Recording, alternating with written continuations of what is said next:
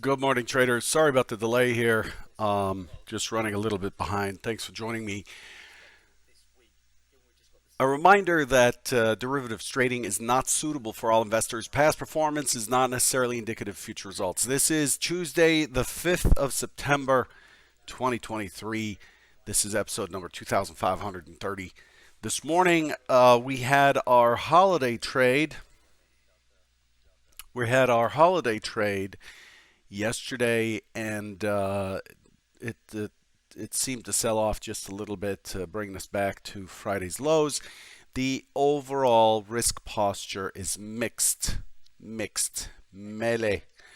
No earnings to be spoken of. Really looking at the calendar for the week, there's nothing in terms of key earnings that's behind us. Key risk events, RBA kept rates on hold as expected. Chinese Caixin services and composite PMIs lower than expected. European services and composite PMIs lower than expected. UK higher. EU PPI higher than expected. So the rest I'll let you kind of read. I don't need to go over every detail. I'm more interested in the outlook for the week.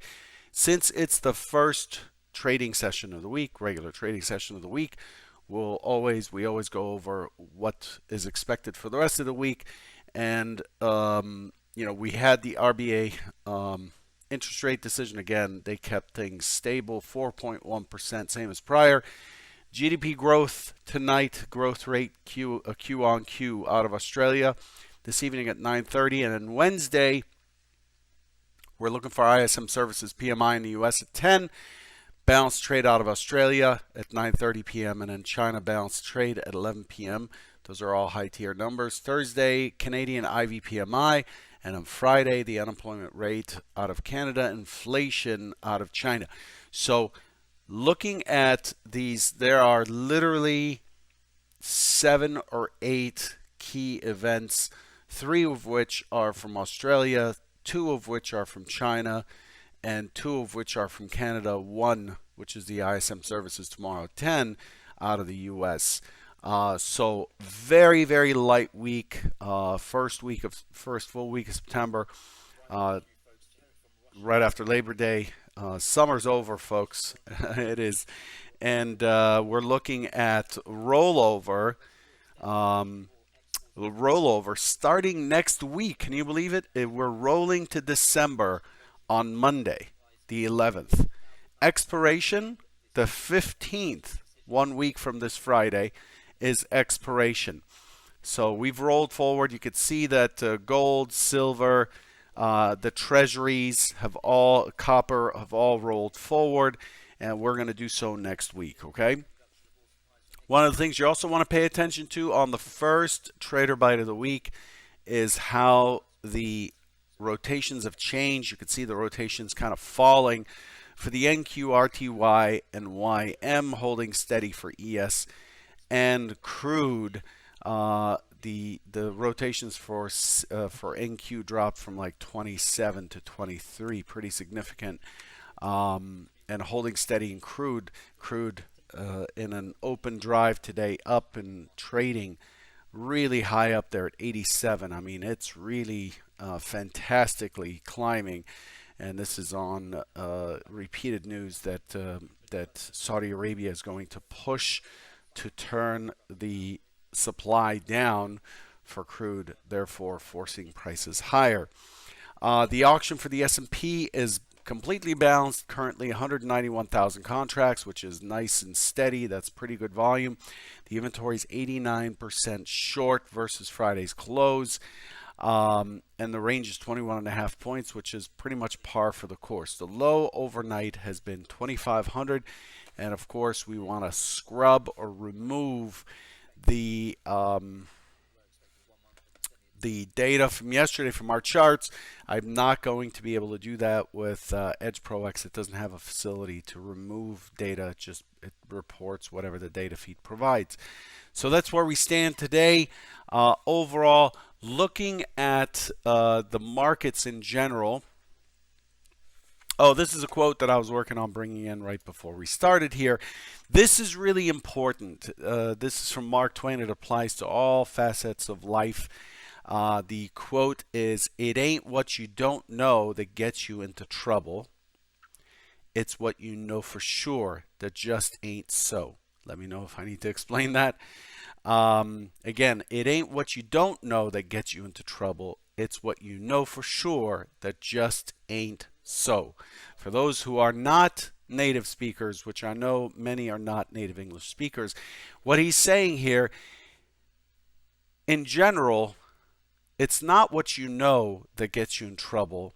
It's what you believe you know that actually isn't true. That's what gets you in trouble. It's when you have conviction or belief in something that that's the way it is. That's what's going to get you in trouble. And this brings me back to me advocating for the last 15 years or 16 or whatever years in public to just not talk about it needs to, it should, it must. The S&P has to test 4,500.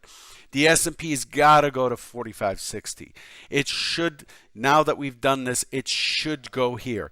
That goes to the last statement on here, which is, it's what you know for sure that just ain't so. Because in the markets, it just ain't so until it is.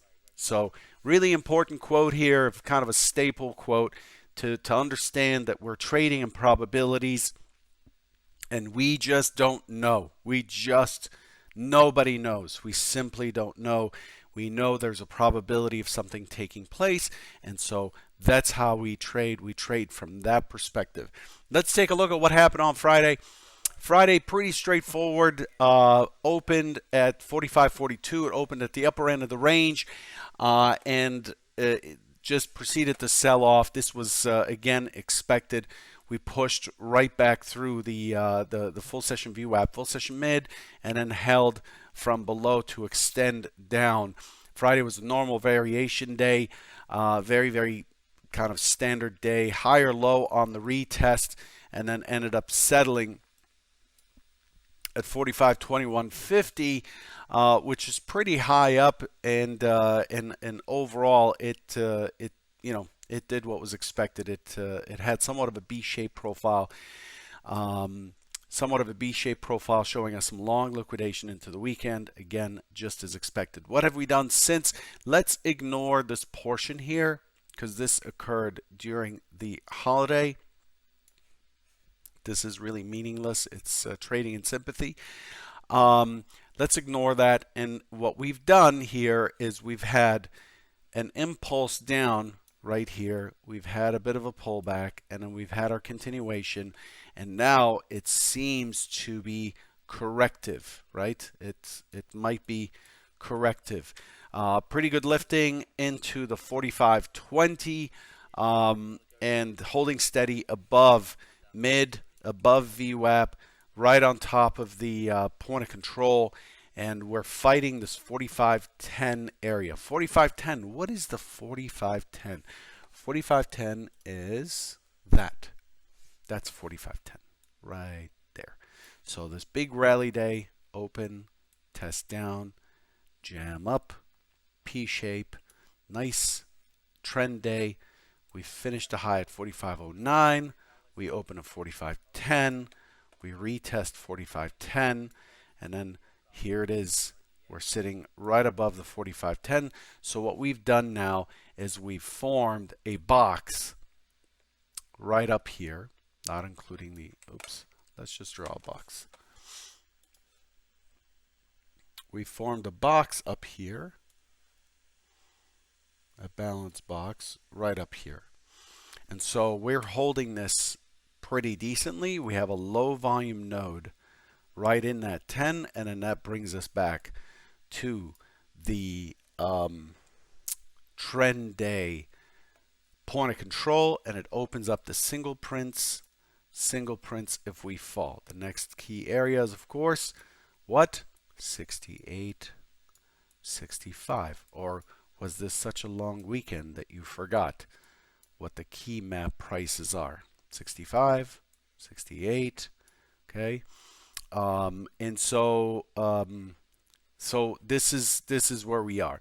So if today it opens and it proceeds. It seems to be trying to hold these higher prices, but if it opens and it tries to move up, you know, we're opening on top of Friday's point of control, TPO point of control, as well as volume point of control. If it breaks through the 10, I'm looking for pullbacks. Boop, boop, execute, sell short. Looking for a test of 4,500. Then I'm looking for it to fall through the 44.90 into these single prints. And if those don't hold, if it doesn't bounce from there, then the next set of singles become key, and that brings us into 68 and 65 as the next key test areas. So I expect it to kind of roll down and check that. So that's how we are set up. We're set up on Friday with gap up, try higher. If you traded on Friday, you saw that it just absolutely struggled to get into that 45.50. It just had a really rough time. Wow, look at that. That's a darn straight line with the mouse. That's beautiful. I need to take a screenshot of that. It tried to push to 45.50 and it just got a flood of selling, and we had our first impulse down through the mid, if you recall, from Friday, and we ended up with a B-shaped profile, and it finished on top of the B, and held steady, and we are opening on top of that area right now. So we're imbalanced. Wednesday, Thursday, Friday, we have had balance. We've had balance in this big area, and the dividing line is this 07 to 10 area right here.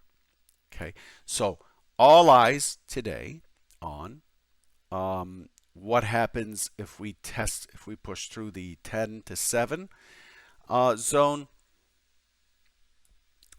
This is what's important, and then if it does poke through, I don't need to hurry. I don't need to trade the breakout. If it does break through, the key element is to watch the pullback, the quality of the pullback, to sell short, looking for it to continue lower. That's the main play. The secondary play, of course, because we're in balance, we assume, you know, this is like Newton's laws of motion. It remains in motion unless an outside force is exerted on it. And overall, we see that it's in balance, and we're looking for it to kind of push up, squeeze, and just basically hold Friday's range and go sideways. We had non-farm payrolls on Friday. We had Monday off, and today is the first day back after the holidays for the fall. Wouldn't be too surprised if it was just very choppy today, and it's kind of holding inside of balance here. Not seeing any catalysts on the calendar. Looking at the intraday, you could see that, you know, it had a nice collision here. For that blue dot, for this collision to happen, collision, for that to happen, there had to be offers there of size, right, 200 plus, that absorbed that offer. Okay, so somebody tried to lift, and somebody said, "Yep, I'll take them. I'll sell them to you, no problem." And then that fact on its own is not the only thing that's important. What's important is what the market does afterwards. And you can see it's colliding right at the point of control here at 45.15, and it's pushing through. In my opinion, we're very, very likely to test below, for much more likely to test the 4,500 for the overnight stat than the 45, well, actually 45.21 in this case, because this high, even though technically the exchange treats everything from Sunday night at the open all the way through today to the close as one single session. There is no settlement during a holiday. So technically this is your overnight high, but I'm looking at the overnight high when the market's active, and it's 45, you know, this overnight high being 45.2150, which we've tagged. I'm looking for 4,500 to be tested. I'm looking for the 4,500 to break. But again, I'm not committed because, like Mark Twain said, It's what you know for sure that just ain't so. That's what's going to get you. That's what's going to kill you, right? Okay, so let's look at the NASDAQ. The NQ, kind of a different animal. It had its, it had its trend day. It dug deeper into that trend day than the ES did, and it formed this box as well, and it's trading inside of the box. But the thing with the NASDAQ is it's actually trading below Friday's lows, which to me looks like any response, as long as the 16 holds, the 516 holds here, any response up to me is a short. Again, looking for it to break down through the 15,400 down into the single prints, the first set of single prints, and then you have a second set. The first set has this 15,340 area to test, 340 to test, fill in the single prints. It might bounce here. If it doesn't, then you have a large structure to run through all the way through to 15,200 as the next kind of key area to watch out for. Again, this is the last week. This is the last week that we're going to trade September. Next week, we're trading December. So we have roll coming into effect. So overall, it's likely to get more and more murky. For the NASDAQ to push higher, it needs to squeeze through Friday's settlement, pull back week, and then start to continue higher. Not expected, but we'll see what it does. I am expecting this morning to be quite dodgy, quite choppy, non-directional. We'll see how that goes.